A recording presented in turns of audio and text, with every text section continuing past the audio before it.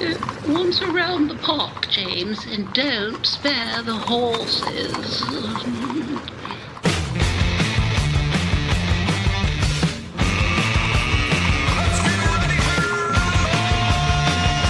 It's showtime.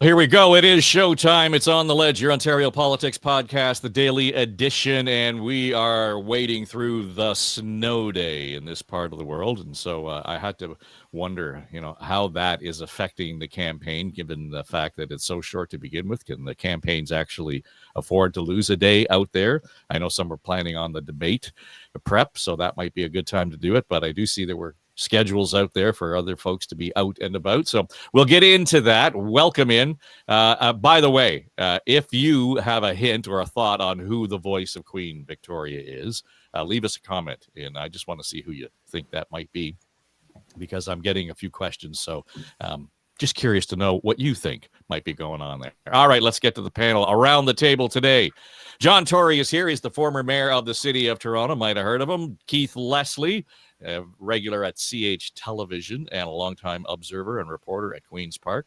Our resident and founding pollster, John Wright, and Amanda Galbraith joining us from Oyster Group. And I just kind of quick around the table here, just to talk about what went on in D.C. I watched some of the conversation that the Premier had from the podium at the Chamber of Commerce, Amanda. Certainly, predictably, the trip took up all the media oxygen on this side of the border. But even as I watched what was going on with the Chamber conversation and the speech there, it was tepid in terms of the response and the applause. And the observation that I heard from most of the reporters in the room was that about 80 of the 120 people in the room were Canadians. So he was preaching to the choir. Yeah, I think broadly the tactic of him going to the U.S. was, from a campaign perspective, a smart one. I also think it's just actually what she should be doing, right? Like this is the most existential threat today. We're hearing news that more tariffs are potentially coming down. So what should the Premier of Ontario's most populous province be doing that? Where there are certainly glitches on part of the trip, I think there were. Most Ontarians probably aren't picking that stuff up like we would be as observers. I will say, I thought the last minute weird White House meeting that was brokered by some random North Carolinian firm called Checkmate that no one's heard of, apparently, that was hired by the Federation, the Council of Federation, which is a whole weird story. To me, they just, honestly, it looked bizarre. They were kind of scraggling around out front of the White House. It looked a little bit like the Beverly Hillbillies Go to Washington at that optic. So I thought that was not the best look for all the premiers. I thought the Premier himself stood out as, he can kind of fill his suit a bit. And I think he was a bit more circumspect in the meeting. Unfortunately, Premier Eby sort of briefed a bit more colorfully on the meeting, which caused the administration to sort of push back and say, we never agreed that you weren't going to be the 51st state, which isn't completely wild. So to me, that was a bit of a faceplant. But I think, overall, Ontarians' impression is probably that Doug Ford's there fighting for them in Washington, and that's not a bad thing. John Tory, what do you think? I think about the same as what Amanda said. My theory would be that I don't think it can't hurt down there, to have a chance to have a bit of FaceTime with some of these politicians and others. It will help Doug Ford back here a bit. I don't think all that much, but I think it'll reinforce what he's been saying all the way through. And other than that, I don't think it made much of a difference. I don't think it makes a big difference down there because we have trouble getting attention there amidst everything else that's going on. Back here, it did suck up most of the oxygen. But again, I don't think it makes much difference. So I think if there was a difference for Canada, it was a slight positive. And for Doug Ford, a slight positive. Otherwise, not a big deal. Well, we've always said that, Ontario, Canada, the rest of the country, when we're talking about this, we had to put it in terms of the Americans would understand. And the one thing I took away from it yesterday after the Premier was scrumming with media was that he was framing it in terms of that discovery, in terms of what the imbalance is vis-a-vis the trade and how it would affect Americans and American jobs. I didn't realize that the U.S. uses 5 million tons of aluminum, and they can only produce 750,000 tons. and that Quebec gives them 3 million tons. Their system would shut down if they didn't ship them aluminum. But it would be a slow message, in terms of getting it out there. But I think that's the conversation that needs to be pounded away at, Keith, in terms of what the effect of the tariff is. The point where the Americans really aren't paying any attention to this. They're going to pay attention to it when all of a sudden they don't have the aluminum to do it, or they're going to pay a hell of a lot more for that aluminum to get their job done. Absolutely, especially when we've had confirmation from the White House that when the 25% tariffs and 10% on energy come in, and the 30-day exemption is lifted or postponement is lifted, it's going to be 50% on steel and aluminum. So can we even contemplate what that means? As good a messaging as Ford has got there, and this is exactly the kind of thing we need to get, drill home to the Americans. The headline coming out of the whole White House trip by the premiers was, the fellow, the deputy chief of staff for the 33rd, sub-nations government leaders that they met with in the White House, he ran out and said, no, we never agreed that Canada wouldn't be a 51st state, as Premier Eby claimed. So that was not the headline Canada wanted to see. And yet that's the headline on the Canadian news feeds this morning. So if Canadians are seeing anything about the Premier's trip there, that's what they're seeing. And at the same time, we saw the federal finance minister, Dominic LeBlanc, meeting with the Commerce Secretary, Lutnick. That seems like a much more substantial meeting. That seemed like, actually getting someone who has the true ear of Donald Trump, as opposed to this junior staffer that the Premier's arranged, as Amanda said, a very last-minute meeting with. Again, the headline, it says it all. There's James Blair guy come out, and whoever he is, a deputy chief of staff of something or another, and he said, we never agreed to that. So that's your take, with that we're still fighting this whole 51st state bullshit, as opposed to just, getting on message about, as Doug Ford tried to get there, this aluminum tariff is going to kill you. That's the message they got to get across, but it doesn't seem to be sinking anywhere. And of course, how do we do this when we've got the Trump plan, this fires, flooding the zone, this fire hose of news on 38 different topics? We got Gaza, we got Putin, we got everything. How is Ontario and Canada supposed to get its message through in the face of everything that's going on there in that White House, in that Oval Office? Because you've got Elon Musk and his kids standing there. It's so far off the charts as any of us are supposed to know how to deal with this. I think we just have to sort of sit back and write it out. But the premiers, it was wise to go, but the overall headline is not good. Well, the distraction when Elon Musk had his kid in the Oval Office right next to the Resolute desk there, he's digging for gold while the conversation's going on, and that's what went viral. But John, to Keith's point, here we've got the feds having a conversation at what seems to be a fairly substantial level, and the premier's off talking to who knows who.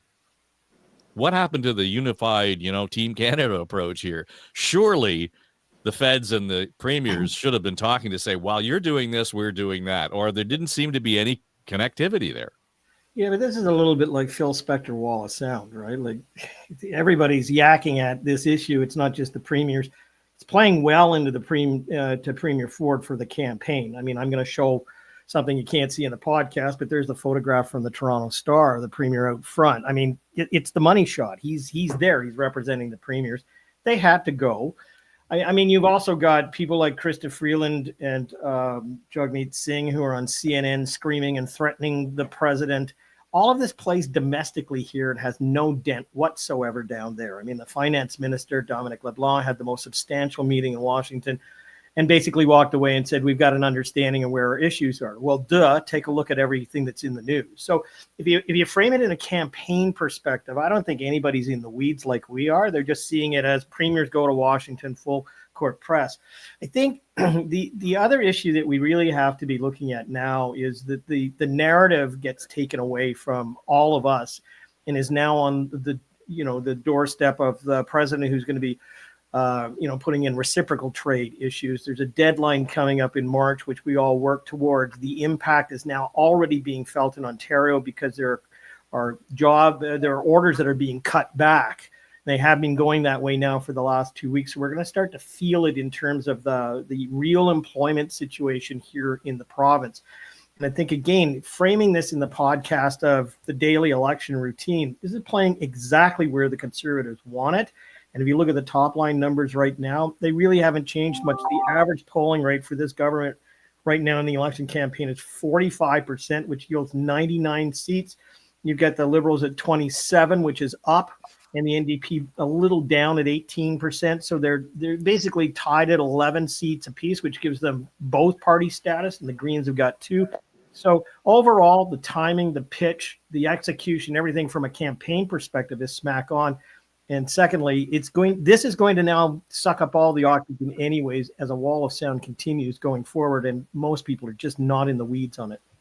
Just to be clear, I'm under the impression that you need 12 seats to have official party status in Queen's Park. Well, they're just on the verge. 11 plus or minus 3. There. I'm just saying they're going the wrong way here, right? Yeah. And so, but it's an important point. Ford, despite everything that we've said, is running the table here, John. Absolutely. But you know what? Go ahead.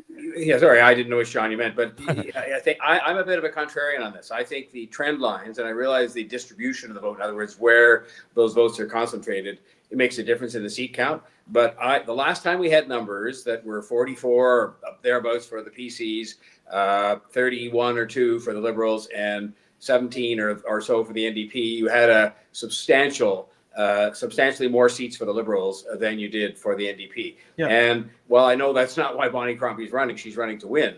If she can restore them to a seat count that I think will be higher than what John said, given the vote counts, that will be at least one step on the way back for a party that was decimated. Because I think that is more where the trend line, it's hard to discern one other than for the PCs to stay ahead. But I think Bonnie Crombie is kind of pulling away, and there's now quite a gap between her and the NDP, and I think it means she can win some of those seats in Toronto, for example, that are between her and the NDP.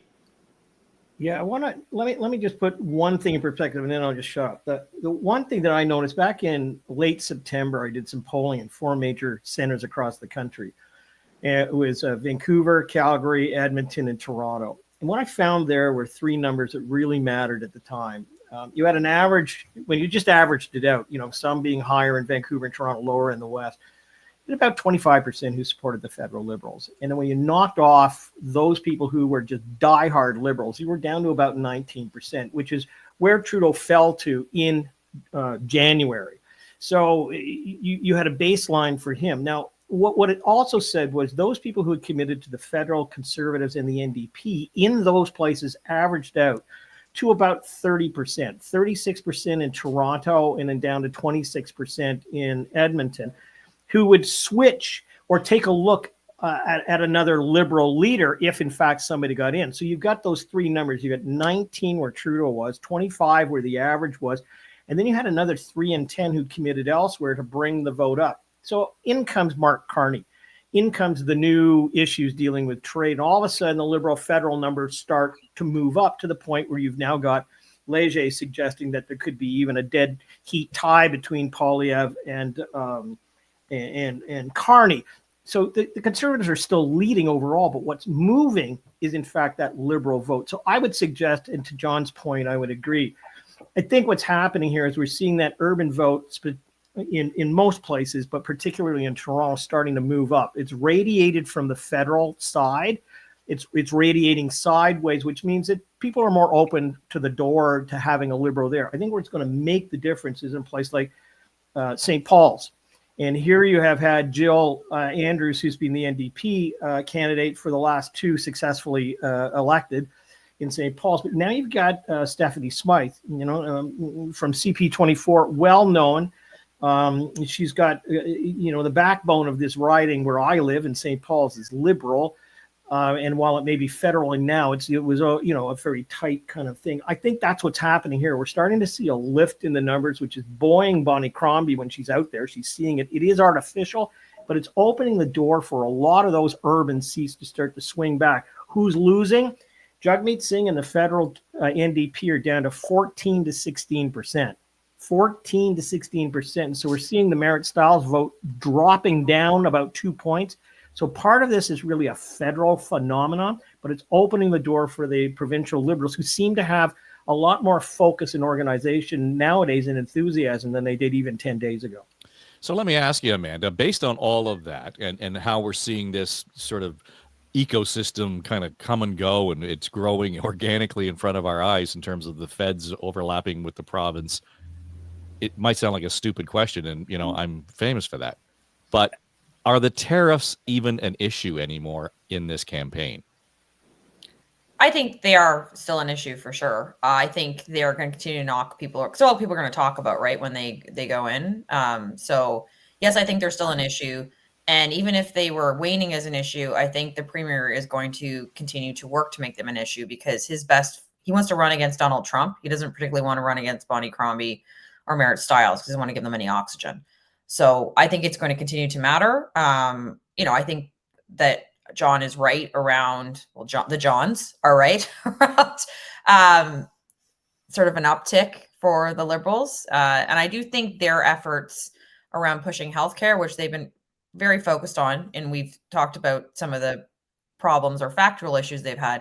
But when the premier's not being asked about U.S. issues, he's being asked about healthcare, which means at least what they're pushing aggressively is at least punching through as an issue, even if they're not capitalizing on it electorally.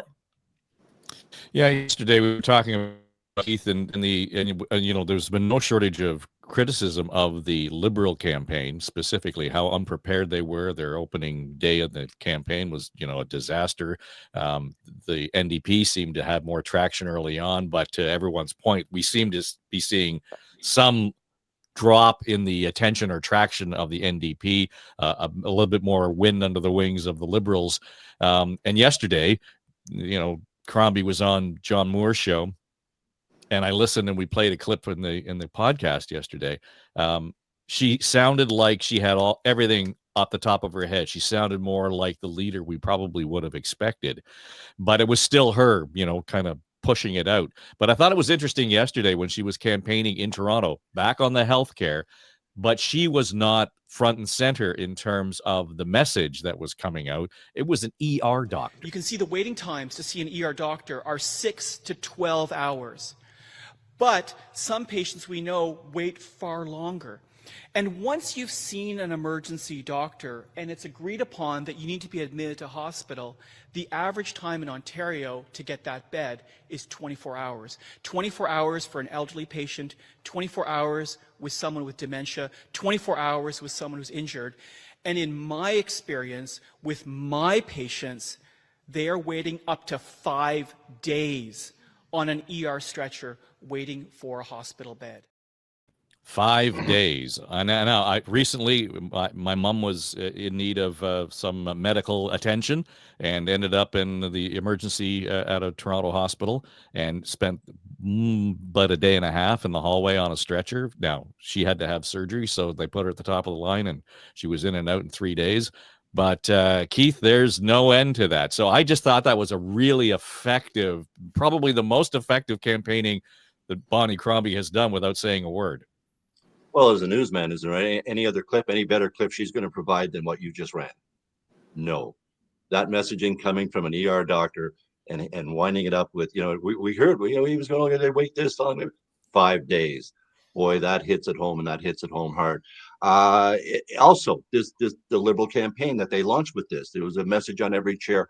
They're calling it ER chair healthcare. Gone beyond hallway healthcare and ambulance bay healthcare. Now you're sitting in the ER chair, people with open wounds getting treated in an ER waiting room chair, not a medical stretcher or anything like. Anyway, the insanity of this is exactly the kind of message that can derail the Ford campaign.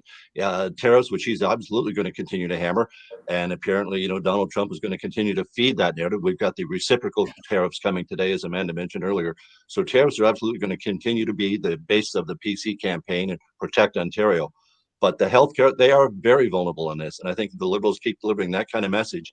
Their campaign is getting stronger. Bonnie Crombie's interviews and news conferences I've watched the last couple, way stronger than when they first started out. She's getting her feet underneath her. And as well, to John Tory's point earlier, I mean, we can't necessarily believe these poll numbers, but the trends, I look for the trends as well. And we're absolutely seeing, provincially, the PCs, holding more than their own, but the Liberals are growing up, and the NDP are falling way back, and federally the same thing. And I think Tim Hudak raised this on our last week's podcast, that the NDP have got a bit of an identity crisis, and they don't know what they're representing right now, and the voters can see through that. And so, any of those progressive voters, many more of them are leaning Liberal. So I think that's going to play out more. And I think, as we say, even if Ford can manage to get the 99 to 100 seats, which, be careful what you wish for. Yeah. It's going to be difficult, or I think the Liberals will be able to get to official party status given the trends we're seeing right now. They should be able to at least get to that 12 seat. I mean, let's face it, 2 elections in a row without official party status for the Liberal Party of Ontario is stunning. A third one would be, devastating. That would be the end of the party, I would think. Yeah, I mean, there'd have to be conversations about, selling the furniture, never mind the house. John Tory? Dave, I want to be fair because we spent 2 podcasts really dumping on the Liberals for the visual way they presented themselves. The one day when Bonnie Crombie was reading that email off her phone, not very well. And then the first day when she was there with the hat on and there was sort of people wandering around behind her looking quite disorganized.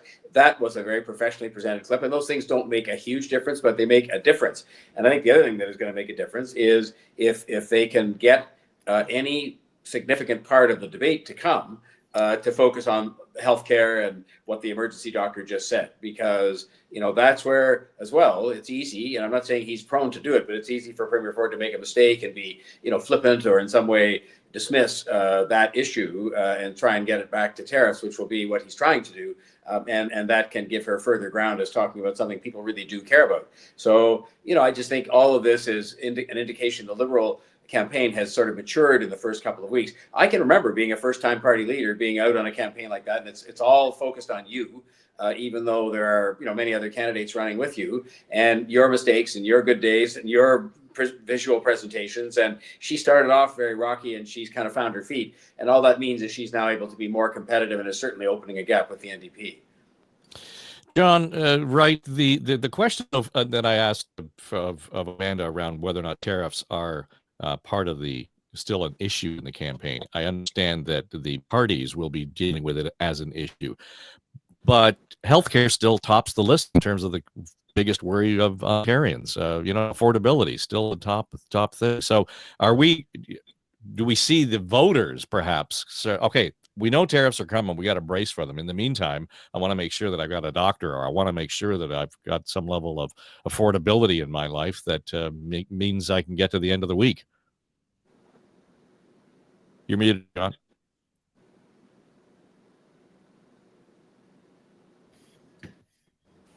Sorry, Dave. There you go. There's 2 different ways to ask these questions. One is there's a general question that you ask. It's a pre-coded, meaning that you've got a whole different series of slots that you can put your vote into for being concerned about different issues.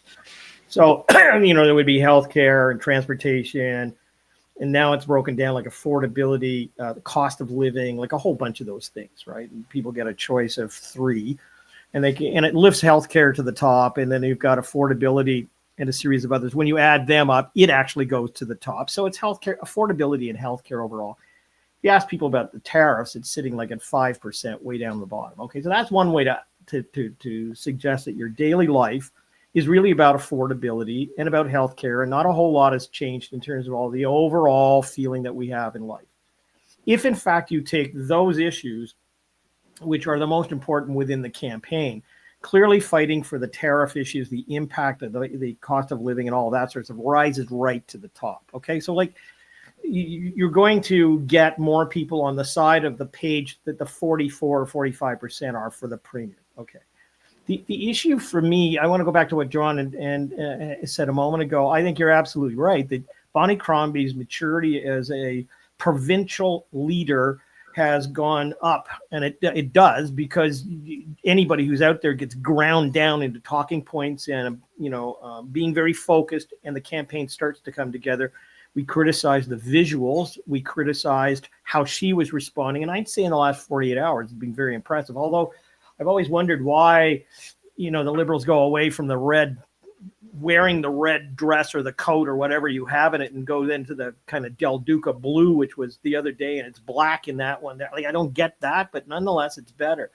I still believe that she's got to have more of an urban kind of focus on the issue, but the one issue that cuts through as a constant is that healthcare issue. And now she's got third parties that are coming in to give her that credibility. And I think, you know, if it's going to be the siren call, then clearly in the urban areas, it has a big effect, but also in the outside areas, it is an issue for the local folks. So I would say that the campaign itself has matured. It's got the lift from the federal polls that they can see. She's buoyed. You can actually see that she's engaged, but much more focused. And healthcare is something that they're just going to carry right through because it's beating the NDP. That's where they're starting to make their mark. So they're not, I would argue that the Liberals are not so much focused on the Tories. I mean, it just can't, like in certain ridings they will be, but they're really taking on Merritt styles. And, you know, I don't think that Merritt, to what Keith said, I don't think that they found their voice, you know, in much the same way. And a lot of it has to do with how the campaign of the Liberals is starting to move forward. Yeah, what's the fail point there for them, Amanda? The NDP. I mean, you know, yesterday I was saying if tariffs are on the table, then holy cow, you know, Sault Ste. Marie and Hamilton, that's the backyard, the backbone of NDP. You know, life. Surely that should have been front and center, screaming from mountaintops. And if they were, I didn't hear it. Yeah, I think the NDP have two problems to my mind. One is just the broader drag from the federal party. You know, to John Wright's point earlier, I mean, Jagmeet Singh should be packed up and shipped off. I do not understand how he's still the federal leader. The NDP keep their leaders around like Pigpen keeps blankets, and they really need to just deep six them. And I think he's dragging them down provincially. And then I think the second issue that they're facing is that, you know, Merritt's campaign the NDP campaign looks good. She looks professional. But the interesting part about the Liberal campaign, from talking to folks in their war room, is they view themselves as like very scrappy, right? They're throwing things at the wall to see what sticks. Sometimes it looks really messy, but sometimes the event, like the one we saw yesterday, is pulled off well. And I think part of that is it's getting attention, even if she's talking about push-ups, versus with the NDP campaign kind of sticking to like a more mainstream message. They're having a harder time punching through. And I think as that piles on through the campaign, it's increasingly challenging for them. So, and also what do the NDP stand for? Like rent control? Like that's the only thing that I've really noticed.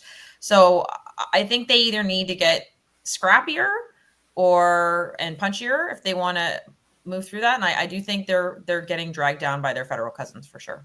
Well, they are going to pay your bills on the 407, although they haven't talked a lot about that since the campaign started either. That in the tunnel will be an interesting evolution we haven't even talked about the tunnel. Well, you know what? That's what I want to get to. Let's get to the Ford stuff. He's not campaigning all that well when he goes off topic from tariffs, the tunnel, and let's conflate, you know, welfare with ODSP and all that kind of stuff. I think you mentioned it in an email, Dave. He's his own worst enemy. And when he does go off topic, off the tariff topic, he does get himself into trouble. I mean, this whole thing about the tunnel, tens of billions of dollars, at least. We've heard estimates anywhere from 30 to 60 to $100 billion. He's, you know, well, just give me a blank check to do this. No feasibility study, no cost estimate per kilometer, 50 kilometers of tunneling underneath them. How is this appealing to anyone outside of the GTHA? I have no idea, especially when they're going to be paying for it. That seems to me just a real fail on the Ford government that they let him even talk about this thing. I know it's a talker, but he doesn't need it right now. It's a huge distraction. And the same thing when he was asked, and this was almost a week ago now, when he was asked about, you know, all the other parties are committing to doubling Ontario disability support. This is the people that cannot work. Doctors have said they cannot go to work. They're surviving on $1,368 a month, I believe it is. All the other parties are committed to doubling it. He's offering the same thing the Tories implemented a few years ago, which was inflation. They've tied it to the rate of inflation. That's okay. You know, you can have a position on this. We can't afford to do that. It's several billions of dollars. But he then goes on to say, you know, and people on Ontario welfare, the Ontario Works, they call it, which is what the Tories branded welfare, they're staying at home all day, sitting on the couch watching the Flintstones. Well, man, are you still in the 1980s? I mean, because I don't know when the last time the Flintstones was on during the daytime for people to stay home stoned watching the shows go by. But I mean, this is what he was alleging. And that's sort of such 1970s or 80s style of welfare bashing that is just crazy. But Keith, that's who he's talking to, though. He's talking to people who actually did watch the Flintstones back in the day and know what it is. And so in that sense, with his own base, that stuff doesn't hurt. But I think in the debate, you're right, that will be, if they come back and remind him of that, that's when he doesn't necessarily do as well on the discipline. And he's going to have to be so disciplined on the 2 debates not to sort of take the bait, because they'll come back and say exactly what you just said. Here you are talking about people that don't have can't walk or have a debilitating illness. And you're saying they're watching the Flintstones all day, and his base, think that Flintstones thing is just fine. But it's a lot of the other voters. Will they have time? Will they have the discipline to, steer it back away from that? Because his base think the Flintstones, that they know what that is and they know what he means. But leaders should not conflate disability support and welfare. I agree. They just should not. As a leader, you should not. I totally It's just agree. such a low shot. It's a cheap shot. Just to jump in there, though, like the previous question about the NDP, this is the exact NDP's problem, right? She's the official opposition, has the most likelihood of forming government. We should be spending more time on her. And Keith is like, yeah, that's fine, but that's boring. Let's talk about the crazy tunnel, or we can talk about like they're just like, there's nothing there for us to grab onto. And I think that is really, it's actually wild to me. Okay, but isn't this because the an NDP NDP issue? Isn't this what the NDP should be just hammering away at? Listen to the way he conflates. Listen to the way he talks down to people who live in poverty. Listen to, I don't even hear that. No, I know. It's like the girl at the dance that nobody wants to talk to. She's just on the wall waiting for someone to notice when her. you promise to take the 407 fees and you don't tell us how you're going to pay for it, the NDP, you're looking at something like that we know what's the private sector going to charge us to buy back that highway? Again, tens of billions of dollars, and we're going to let the NDP. I don't think so. That's the kind of stuff that when the NDP promises, people go, okay, they write them off with that kind of stuff. So anything else they've said since then has not gotten any traction. For that very reason, we can't trust you with our money. But in the end, this entire strategy is proving to be successful. I don't think it's happening deliberately, but when he talks about the tunnel and when he talks about the ODSP thing, which actually is objectionable, but I mean, at the end of the day, here we are talking about it, and here it is on the news every night. And what they're not doing, I think I've quoted Premier Davis before when I used to work for him, and he'd say, well, thank God they're talking about that stuff and not the real issues. Because in the end, every minute spent talking about the tunnel and every minute spent talking about his comments about ODSP are a minute not spent talking about healthcare and all the real problems in healthcare. And so to that extent, it plays to his current positioning, which is that he's just sitting there at 44% and nothing's knocking him down. That's the other part of this polling. We can talk about the other two parties moving around for second place. He hasn't budged an inch from 44%, which is 4 points higher than he got the last time and won a majority government. John Wright, you look like you're dying to say something. No, never. It's just, as I say, I have cynic face all the time. I try not to take sides. Resting cynic face. Look, I look at this from a more tactical, analytic thing. When Austin Matthews walked out onto the rink before the Swedes game, and when they were introducing all different teams, you could, and you're in the Montreal Forum, you could forgive people for booing Austin Matthews because he sometimes wears a Maple Leaf jersey. But they booed because he was wearing the American jersey. And that is going to continue over the next period of time because that is where the sentiment is in this country. And it's where the issue is. And so while 90% of the people in the media and everything else, no matter what you're talking about, every talk show, every podcast, everything is talking about tariffs, there's a graduate seminar going on in another room where they're talking about the other stuff. And it's, and one could argue that if you're going to go after the 905, you might as well pitch a tunnel. Like, why not? Because, you've got congestion and you can say whatever you want, including, well, we'll cost it after the election campaign because no one is listening. The wall of sound is there. So from a tactical analytic point of view, I wouldn't want, the premier made a gaffe and said about, the Flintstones, we just referred to the hillbillies, right? And no one watches that anymore, frankly. So there are two games going on here. One is the big game in the big arena with the booing crowds, with the tariffs, and the real concern and the bonus for the Tories, frankly, is that Trump says, well, I ought to wait for March the 3rd. Well, that's a few days after the election campaign. So he's going to ride it all the way out with his 44%. His big issue is going to be getting people out to the polls. That's for sure, but he's still going to win. So the question then becomes, again, how much impact does it have for the premier to be talking about those other issues? And if I'm on a campaign, I'm saying zilch, keep it focused very much and come back to the point. The question is whether or not this is going to drive the vote from the NDP to the Liberals and whether or not the lift in federal numbers are going to give Bonnie Crombie, with a much more focused campaign, the inroads to become that official opposition. And I think that's where we're starting to see this movement. But I don't think that you're going to see any change in the Conservative campaign, and I don't think you're really going to see much more of an impact unless there's some catastrophic change. But I got to tell you, by Donald Trump saying that he's going to, bring out his tariffs on March the 3rd gives the Tories the runway between now and then just to talk about almost nothing but tariffs and the impact on jobs in this economy. We've referenced the reference to the Flintstones. Was that sort of a reference, your Why I Oughta, to Ralph Cramden? No, that's the Bugs Bunny one. Oh, the Bugs Bunny. The Bugs Bunny one. Right. I oughta. Right. Boom. Zoom to the moon, Alice. I don't know how you've done it, but I know you've done it, right? One of the things I do want to kind of come back to, and I just want the collective thoughts on this, because I think it's on the tariffs, there's the important question of cause and effect.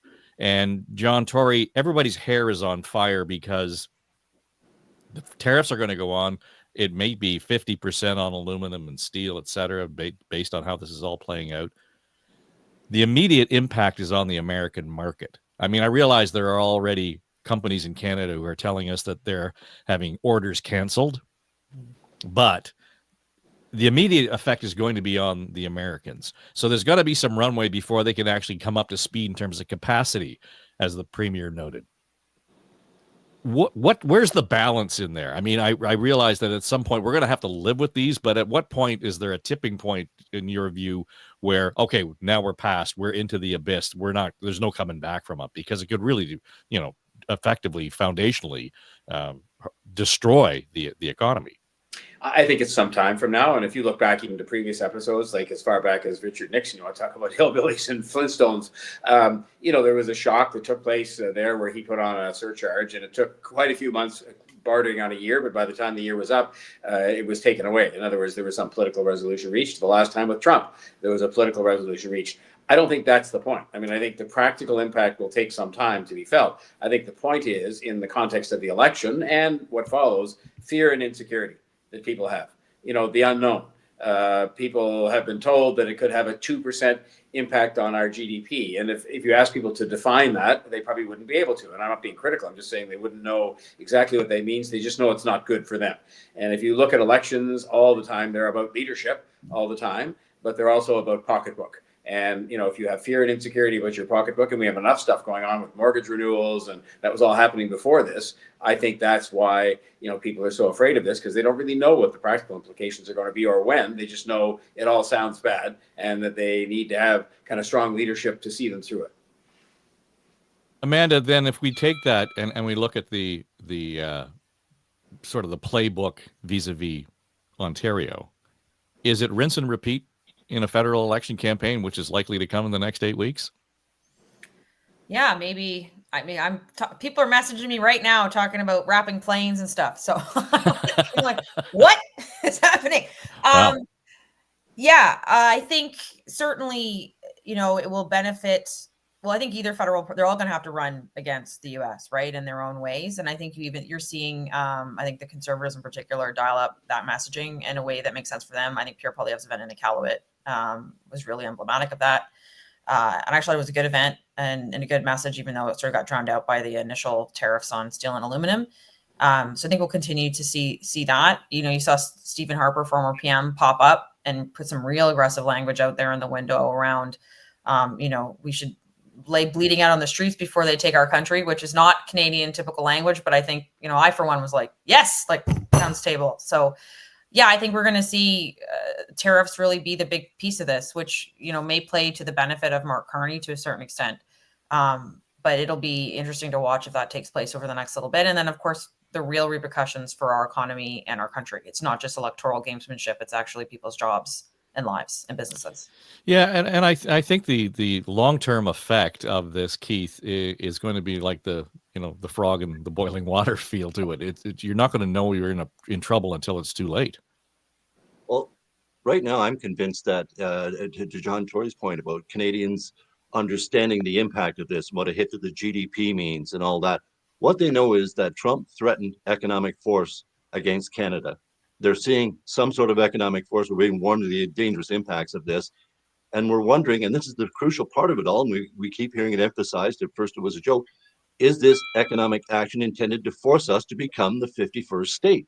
Some sort of economic union leading to statehood for Canada. That's what I think has been the most unifying thing for most Canadians right now. This whole Buy Canadian thing, the patriotism that's come out in ways that, quite frankly, I haven't seen in decades of reporting. I mean, it's quite stunning. And I'm convinced it's the fear, not only of the tariffs and what they're going to do. We all can understand that Canada's economy is a tenth the size of the American one. What can we do against that in the end run if they want to bully us to death? But we can stand up against them. We can fight against them.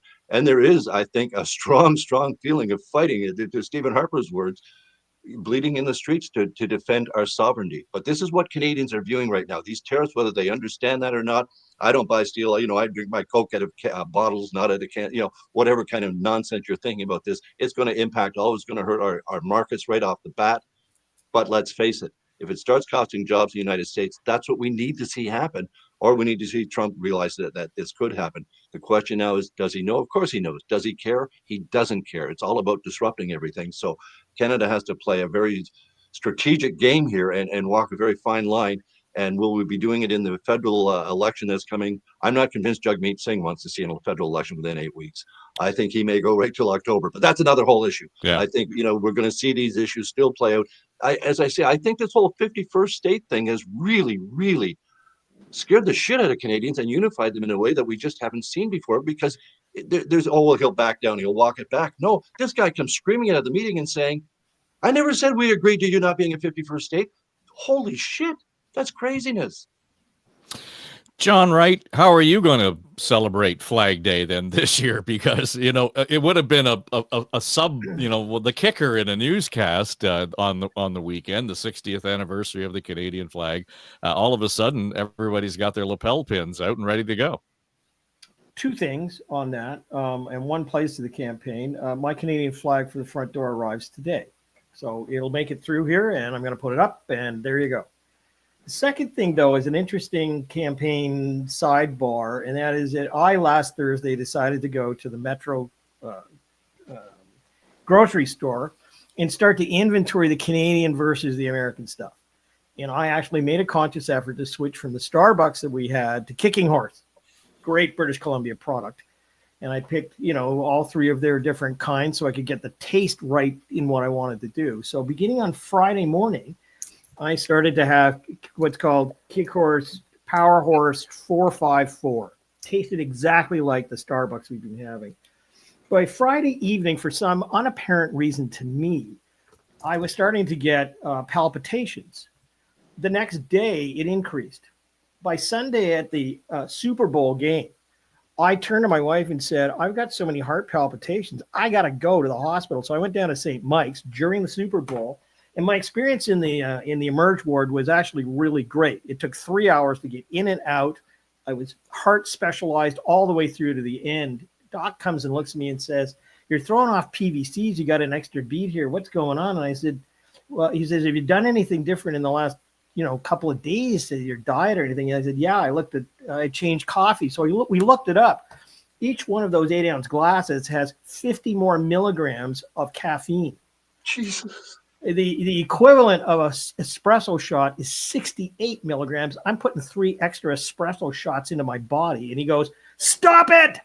So I guess, in a way, I tested a few things. Number one, my resolve to give my life for Canada. Number two, to buy Canadian. And I think I'm a commercial for them saying, you know what, your coffee really kicks ass. No question about it. But thirdly, my experience in the healthcare system in downtown Toronto, and yes, it was during the Super Bowl game, and yes, I made it home for the final moments, was kind of like, yeah, when you need it, it was there. I got in, and what cost me 20,000 American dollars when I was at the Grand Prix in November of 2 years ago in Las Vegas, because I walked in with, kind of being dehydrated. It was 3 hours there, 20,000 Canadian dollars, cost me nothing, and I was in and out the other door when I really needed it. So that's my own personal experience. I'll go with the flag. Thank you very much. And I've got a different kind of Canadian brew that I'm going to be using from now on. But it was a very interesting few days in my life. But you got, as I said, that Kicking Horse, man, does it ever got power. So you might like it, try it out, but have fewer cups. Yeah, well, my wife will be glad to hear you had a good experience at St. Michael's. So she is just recently retired from the hospital there. And it was great. They're all in good shape. Just quickly, as we head into the weekend, John Tory, just your advice for the four leaders going into the debate? What should they be focusing on over the Well, next few I would days? have said, frankly, for Bonnie Crombie and Premier Ford, just keep doing what you're doing. Premier Ford, avoid the distractions of getting pushed off the leadership issue, which is really what and the tariff and the economy issue. And for Bonnie Crombie, keep focused on the healthcare issue and on the fact there are other things that are very important to the lives of people that are not being addressed or haven't been adequately addressed. And I think, and I think for the other two, I mean, as was said earlier, Merritt Stiles has to sort of have a point to her campaign. She's been on the affordability thing, no question, but I don't think it's punched through. And Mike Schreiner, I think he just has to keep doing what he's doing. He's running actually quite a solid campaign. It's just hard when you're in that kind of a party where, they poll 4 or 5%. Amanda? I agree with my old boss. I think that Doug Ford and Bonnie Crombie, I listened to her on News Talk yesterday with John Wright. I thought she actually did really well. He called her howitzer of talking points. So I think Bonnie should continue that. Maybe breathe a little bit more and say slower, but I thought she did well. I think the NDP campaign has the visuals in a good place, but I think they need to be punchier. And hopefully she has some of those punches back during the debate.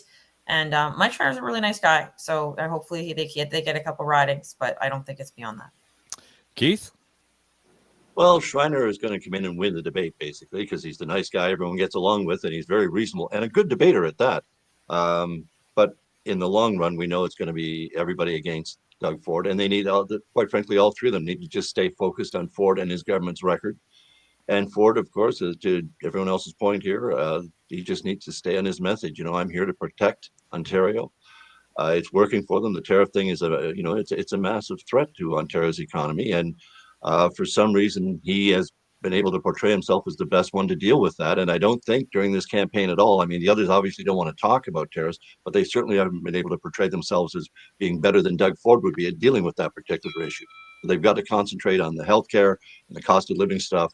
And keep hammering away at it and at his government's record. I mean, it's healthcare itself, as I said before, it's got so many different issues, from the emergency departments to the lack of family doctors. And of course, it all ties into homelessness. All of it together, this government should be vulnerable on. And so in the debate, that's the issues I'd focus on. Unless they clip John Wright's experience at St. Michael's and all of a sudden turn that to the premier's benefit. And to use another cultural reference back to the 70s, is the premier's strategy then, John Wright, just to play rope-a-dope? No, I think he's got a great message. I mean, protect Ontario, jobs. Like he'll stick as much as he can onto that, and he'll also talk about the very things that he's raised. I go with the panel and say, I think Bonnie Crombie, this is her moment. We all know that whenever we listen to the debate or we watch the debate, there's those of us who do, and then there's the vast majority who don't. And what will happen is that the next day, and the news cycle that runs for the 48 hours, will actually say who won and who lost. And to those people, that's who they will say who won and lost. Oftentimes it's very different from those who are there watching and hearing it to those who actually it has a big impact. And not everybody at all is going to watch this. I think this is a real opportunity with the back part of this campaign left for Bonnie Crombie and the Liberals to get really focused on what I would call the human agenda. This is an urban mix, and it's a personal thing. It's like the healthcare, but it's also the urban issues. I mean, when she's on in Toronto and she's talking about the spa and the tunnel and, some of the other issues where she's got some concrete to drive the issue more than the healthcare, then she's hitting those points for those local candidates. And so I think, again, you got to go where you can get the votes. And if you're starting to get some urban response to and some lift, that's where she's got to position it. And I got to tell you, her performance, how she reacts in the debate, as opposed to, the screaming and yelling that often happens in these debates. Don't get into that. And it happens for guys as well as, the female candidates, and try to talk over each other. She's got to show herself that she is up to the job. And I think that's what's going to come out of this. It's not just the agenda, but the performance, because people are still getting to know her. And I think that's what's going to be really important in this debate. All right. Well, let's leave it there. Keith Leslie, John Tory, Amanda Galbraith, John Wright, thank you all for being here. And just on that note, we will be doing a post-debate edition of On the Ledge. It'll be our regular podcast in the evening, but we'll be broadcasting it live on News Talk 1010. So again, if you're not hanging around after the debate to hear it on the radio, it will be available probably where you're listening to this right now, maybe iHeart, Apple, Spotify. What we won't do on that one is the video. So you'll just have to put up with us and listen to us. But we will have the crew around the table and the analysis that John Wright was talking about, and be just looking forward to seeing how all of this plays out. Could it be that this debate actually moves the needle more so than we've seen debates in the past few election campaigns? All right. And by the way, if there's something that you want to add to the program, you can go to my website, davetrafford.com, click on the talkback message button on the Ledge page. Leave us the message. What do you think? What haven't we thought of? What have we missed? What did we get wrong? Obviously, oftentimes people are not shy about sharing that with us. And I see some folks are adding their comments into the talkback message. And so we'll sift through them. And as we need them, we'll drop them into the program in future episodes of On the Ledge. So thanks for being with us. And if you like it, hit the like button, share it, follow the show wherever you happen to be watching or listening. Thanks again. I'm Dave Trafford. It's On the Ledge, the Ontario Politics Podcast for State Studio Network.